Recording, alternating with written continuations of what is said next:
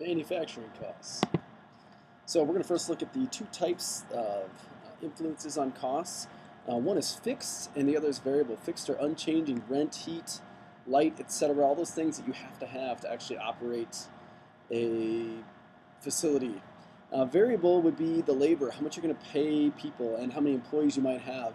Costs of what the materials are. If you're making something out of plastic and you're making a whole bunch of them, then what is the price of the raw plastic pellets?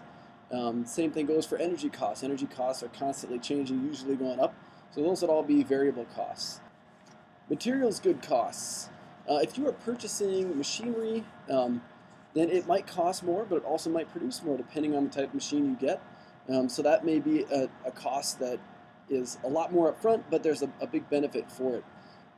Raw materials will vary by market and kind of depending on where you live. If you live in Nevada and you're trying to find lumber, trying to find trees, not a whole lot of trees growing in the desert. So the cost for lumber might be a little bit more there versus in Washington State where there's lots of trees and they're big, and they probably can produce lumber. So material good costs definitely affect. Labor is the third one. Wages will vary based on skill and experience. Overtime is generally more expensive, and you always need to look at value-added versus non-value-added tasks. So if you're looking for labor, you may choose to hire someone who's got a whole lot more experience and they're really just a lot faster worker, but then that's going to cost a whole lot more because they have the experience. If you hire somebody that is young and new, they may not have the skills necessary, so a lot has to go into training, but they're also a whole lot cheaper.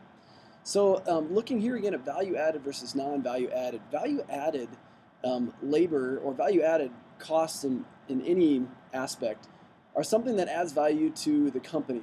So if you're going to use some type of value-added task, it has to add value to whatever the product is that you're trying to sell.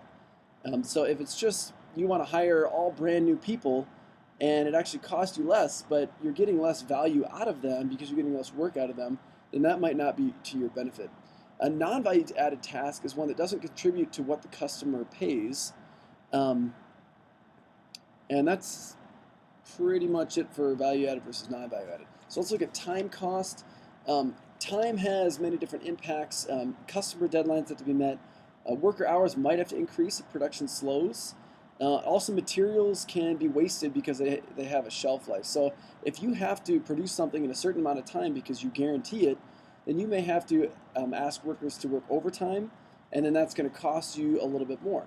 So there's also time costs involved. And last is shipping costs.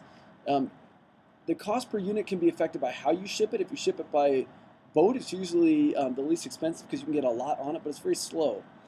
Trains and trucks might be a little bit more expensive and they can get there relatively quick. Airplanes are probably the most expensive, but they can get there really quick internationally.